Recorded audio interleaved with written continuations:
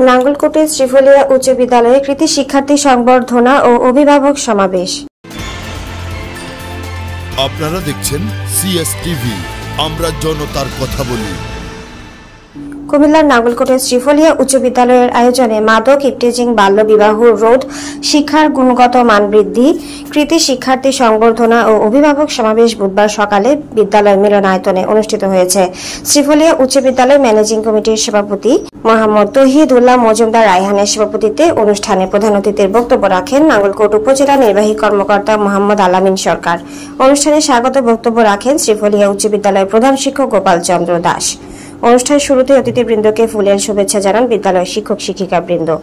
শ্রীফলিয়া উচ্চ বিদ্যালয়ের সহকারী শিক্ষক মাস্টার ওমর ফারুক সোহরাব ও মাস্টার বিলাল হোসেনের সঞ্চালনায় অনুষ্ঠানে বিশেষ অতিথির বক্তব্য রাখেন উপজেলা মাধ্যমিক শিক্ষা কর্মকর্তা মোহাম্মদ ইউনুস, নাঙ্গলকোট থানা ভারপ্রাপ্ত কর্মকর্তা একে ফজল হক, বাংলাদেশ ফেডারেল সাংবাদিক ইউনিয়ন সাবেক যুগ্ম মহাসচিব ও পেরিয়া ইউনিয়ন পরিষদ সাবেক চেয়ারম্যান সাংবাদিক শহীদুল্লাহ মিয়াজি, সাবেক চেয়ারম্যান ABM আবুল কাশেম, অভিভাবক সদস্য আব্দুল হক।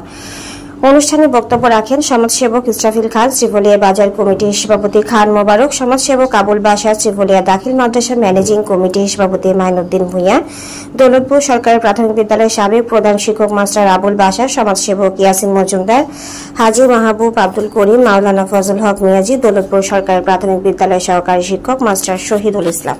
আমরা অত্যাধিক আনন্দের সাথে আপনাদেরকে বরণ করে নিলাম। গত 15 বছর 17 বছরে পেরিয়া ইউনিয়নে কোথাও শ্রীফলিয়া বা আনাচে কানাচে কোথাও আপনাদের পদার্পণ আমরা দেখি নাই। আমরা অত্যাধিক আনন্দিত এবং আপনাদের নিকট কৃতজ্ঞতা প্রকাশ করছি। আপনারা বাস্তবে দেখে গিয়েছেন ছাড়া পাশের ব্যবস্থা হয়েছে, আপনার লেখাপড়া ছাড়া পাশের ব্যবস্থা হয়েছে। তারই ধারাবাহিকতায় আমাদের স্টুডেন্টরা মনে করেছিল এভাবে আমাদেরকে সার্টিফিকেট প্রদান করবে, তাই এবারে আমাদের রেজাল্ট বিপর্যয় হয়েছে এবং আমরাও শিক্ষকরা মনে করেছিলাম লেখাপড়া না করলে চলবে, যেহেতু গতানুগতিক সবাই পাস করবে, সার্টিফিকেট তো আমাদেরকে বিসাবিল্লাহ দিবে। আমাদেরকে এই জায়গা থেকে উত্তরণ হতে হবে। আমি অনুরোধ করব যে সকল অভিভাবকরা এখানে এসেছেন তারা সকলে সচেতন হবেন এবং আপনার সন্তান স্কুলে যাওয়াটা আপনি নিশ্চিত করবেন এবং যে সকল শিক্ষক বৃন্দরা এখানে এসেছেন বা আছেন তারা তাদের ক্লাসের স্টুডেন্টদেরকে উপস্থিতি নিশ্চিত করবেন। এবং আমি আরো কয়েকটি বিদ্যালয়ে বলেছি যে আমরা আসলে পড়াই কি জন্য পড়াই নিজে জানি না, আর যিনি পড়ে সেও জানে না কি জন্য পড়ে। এখানে আমি বলেছি যে 10 দিনে যদি একটি প্রশ্ন মুখস্থ করা হয় তাহলে 1 মাসে কয়টি প্রশ্ন হয়? 3টি। 12 মাসে কয়টি? 3 × 36টি। 2 বছরে পর পর পরীক্ষা হয়। 2 বছরে কয়টি হয়? 72টি। 72টি প্রশ্ন মুখস্থ করলে ওই স্টুডেন্ট ফেল করার কি কোনো সম্ভাবনা আছে? কোনো সম্ভাবনা নাই। আপনারা কথা বলেন, কোনো সম্ভাবনা আছে? 72টি আর 60টি প্রশ্নের উত্তর দিতে পারবে না। এইভাবে আমরা কিন্তু পড়াচ্ছি আর পড়ছি, পড়াই না কোনো পরিকল্পনা নাই, পড়ি না কোনো পরিকল্পনা নাই, পড়ছি আর পড়াচ্ছি। একটি বিদ্যালয়ে প্রতি মাসে 8 লাখ 10 লাখ টাকা সরকার বেতন দেয়, বছরে আপনার প্রায় 1 কোটি টাকা বেতন দেয়। আপনার বছর শেষে যদি 3 জন ছাত্রছাত্রী পাস করে তো সরকারের এই ইনভেস্ট, আমাদের এই ভ্যাট ট্যাক্সের টাকার আমরা বিনিময় কি পেলাম? আমরা তো কিছু পেলাম না। যা 2-1 পাস করছে এগুলো বেকার করবে, লেখাপড়ার সাথে তেমন একটা সম্পর্ক নেই। এই জন্য বাস্তবমুখী পরিকল্পনা আমাদের গ্রহণ করতে হবে। তা আমি আমাদের অতিথিদেরকে আমি মাইক ছেড়ে দিব। আমি ইউনো মহোদয়কে বলবো যে আমাদের ইউনিয়ন পরিষদের এখন চেয়ারম্যান নেই, আপনাদের উপজেলা কর্মকর্তারা দায়িত্ব পালন করছেন এবং সেখানে এসজিএসপি, এডিবি এবং আমাদের 1% টাকাগুলো আসে, কিন্তু কোথায় আমাদের এই উন্নয়নের কাজগুলো হচ্ছে তার সঠিক আমাদের জানা নেই। আমরা জানি না কোথায় উন্নয়ন হচ্ছে। এজন্য আমি মনে করি আমাদের পেরিয়া ইউনিয়নে উচ্চ বিদ্যালয় এবং মাদ্রাসা আছে 8টি। এই 8টি বিদ্যালয়ের সামনের এলজিএসটি, এডিবি যে বরাদ্দগুলো আসবে রাস্তাঘাটে ওখানে ওখানে বরাদ্দ না দিয়ে এই যে আমাদের মাঠটা ভিজে আছে, মাঠ ভরা, এই বিদ্যালয়গুলোর যে সমস্ত কাজের যে গ্যাপগুলো আছে সেগুলো যেন করা হয়। বরাদ্দগুলো যেন শিক্ষা প্রতিষ্ঠান কেন্দ্রিক অন্তত 1 বছরের বরাদ্দ যেন শিক্ষা প্রতিষ্ঠানে যেন দেওয়া হয়। আমাদের আর কোনো বরাদ্দ না থাকুক, অন্তত 5-7 লাখ টাকা করে প্রতি প্রতিষ্ঠানে কিন্তু ইচ্ছে করলে বরাদ্দ দেওয়া যাবে। এই ক্ষেত্রে যিনি ইউনিয়ন প্রধান আছেন, সচিব আছেন, মেম্বার আছেন, তারাও আর এখানে উপস্থিত নেয়া আর এখান থেকে কিছু খাওয়ার সুযোগ আর পাবে না, কারণ শিক্ষা প্রতিষ্ঠানের একটা কমিটি আছে, এখানে কাজ হবে স্বচ্ছভাবে, কারো হাতে টাকা যাবে না। উপজেলা থেকে যদি তার তত্ত্বাবধান করা হয় তাহলে আমাদের পিছিয়ে পড়া উন্নয়নের দিক থেকে পিছিয়ে পড়া প্রতিষ্ঠানগুলো কিছুটা এগিয়ে যাবে। আমরা আশা করব আমাদের ইউনো মহোদয় এভাবে আমাদেরকে একটা বরাদ্দ দিবেন, কি বলেন আপনারা? আমরা এবার এসএসসি পরীক্ষা দিয়ে অনেক কথাবার্তা হয়েছে, আপনারা জানেন। এসএসসি পরীক্ষার ফলাফল পরীক্ষা যখন চলছিল নকলমুক্ত পরিবেশে, তখন কিন্তু আমাদেরকে সবাই কিন্তু স্যারের অনেক প্রশংসা করেছে, স্যারের নেতৃত্বে আমরা কাজ করেছি। হ্যাঁ, আমাদের সাংবাদিক ভাইয়েরাও আমাদেরকে বলছে স্যার এটা ভালো উদ্যোগ নিয়েছেন নকলমুক্ত পরিবেশে স্যার। হ্যাঁ, কিন্তু রেজাল্ট যখন খারাপ হয়েছে আবার দেখলাম যে সাংবাদিকরা আমাদেরকে বিভিন্ন পক্ষে জর্জরিত করে ফেলতেছে। এটা একটু বিপরীতমুখী হয়ে গেছে, কারণ সবাই তো আপনারা নাগলকোটের অধিবাসী, আপনারা দেখেছেন পরীক্ষা কি হয়েছে।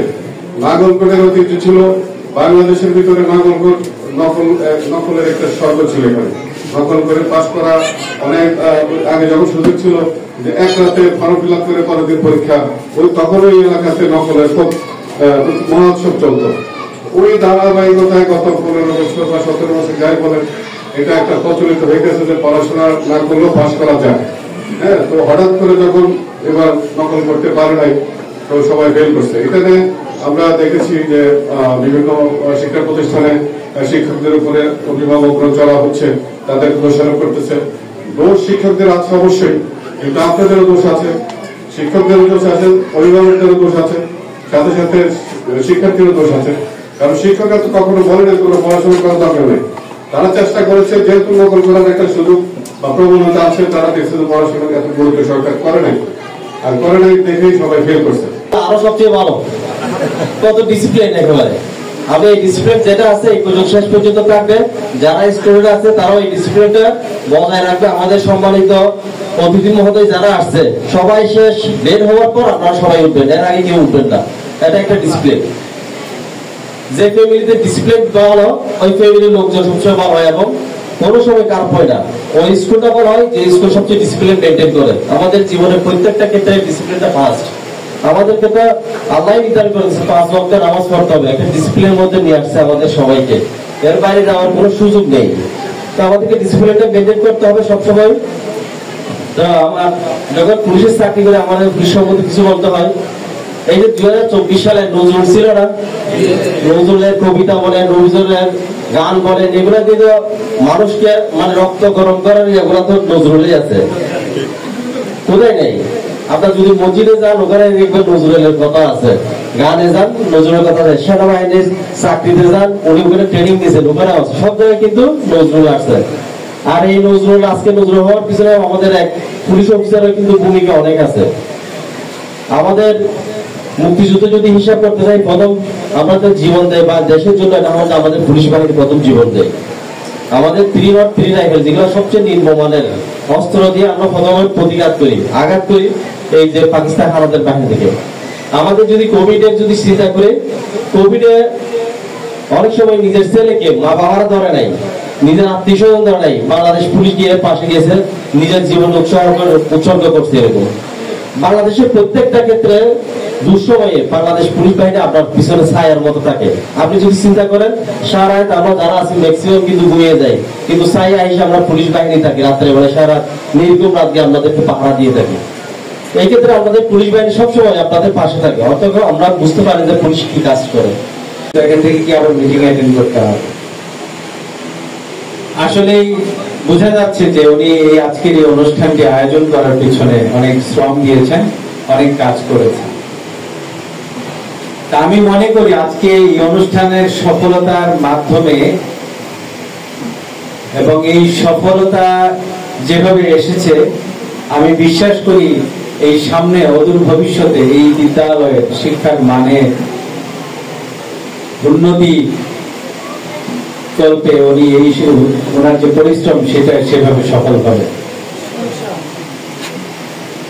আপনাদের যে প্রধান শিক্ষক, মাদকের বিষয়ে আমরা সবসময় অভিযান পরিচালনা করি, কিন্তু মাদক সমাজের ভিতরে বর্তমান এই যে তরুণ ছেলে মেয়েদের ভিতরে এমন ভাবে ঢুকে গেছে যে আসলে আমাদের অভিযান অব্যাহত রাখার পরেও আমরা এটাকে পুরোপুরি নির্মূল করতে পারছি না। তার জন্য যেখানেই মাদক আছে বা যেখানেই মাদকের আনাগোনা আছে বা সন্ধ্যার পরে মাদকের আড্ডা বসানো হয়, সেসব জায়গাগুলো চিহ্নিত করে আমাদেরকে তথ্য দিন। আমরা সঠিক তথ্যের ভিত্তিতে আমরা এগুলোতে অভিযান পরিচালনা করে থাকি। সেখানে সেনাবাহিনী করে, পুলিশ করে, আমরা সহ যৌথভাবে করি, মোবাইল কোর্টের মাধ্যমে বিচার হয়, রেগুলার মামলা হয়। তো আমাদেরকে সেই তথ্যগুলো দিবেন। তবে এখানে একটি বিষয় থাকে, কেউ কেউ কারোর সাথে পূর্ব শত্রুতার জেরে বা শত্রুতা বশত আমাদেরকে অনেক সময় কিছু কিছু ভুল ইনফরমেশন দিয়ে থাকে, বা ভুল ইনফরমেশন অথবা ইনফরমেশন গুলো এরকম যে স্পেসিফিক না। আসলে আমরা যখন অভিযান করতে আসি, স্পেসিফিক ইনফরমেশন মানে সঠিক সুনির্দিষ্ট ইনফরমেশন না হলে আমাদের পক্ষে এটা আসলে ধরা সম্ভব হয় না। তো আপনারাও আমাদেরকে যে তথ্যগুলো দিবেন সেটা যেন সুনির্দিষ্ট হয়, একদম সুনির্দিষ্ট অভিযোগ যদি হয় তাহলে আমরা কিন্তু সেই একটি সফল অপারেশন করতে পারি। আর যদি সুনির্দিষ্ট না হয় তাহলে আমাদের আইন শৃঙ্খলা বাহিনী বা আমাদের যে টিম আছে, সেনাবাহিনী বলেন, পুলিশ বলেন, বা আমরা যারা ম্যাজিস্ট্রেট আছি, তাদের কিন্তু সরকারি সময়টুকু নষ্ট হয়। বাল্য বিবাহ, আপনারা যারা এখানে অভিভাবকরা আছেন, আমি বিশ্বাস করি প্রত্যেক অভিভাবকই সচেতন। সমাজে যারা এখানে বিশিষ্ট ব্যবসায়ী, রাজনৈতিক বৃন্দ, সাংবাদিক বৃন্দ আছেন, আমি এটাও বিশ্বাস করি প্রত্যেকেই সচেতন মানুষ।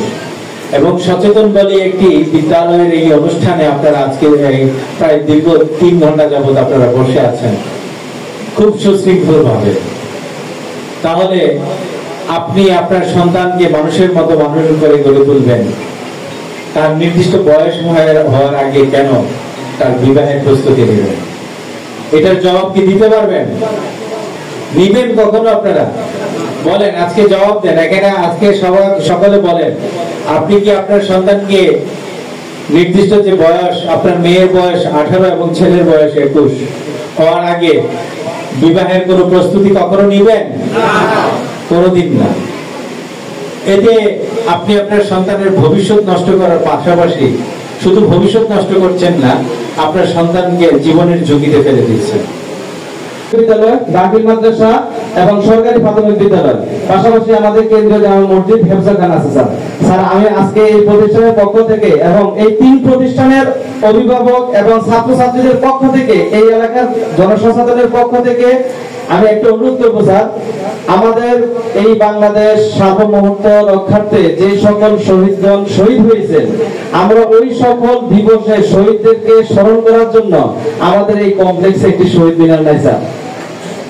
আপনি আমাদের একটা পুরাতন শহীদ মিনার আছে, এটা অপরিত্যক্ত, এটা ব্যবহারের অনুপযোগী।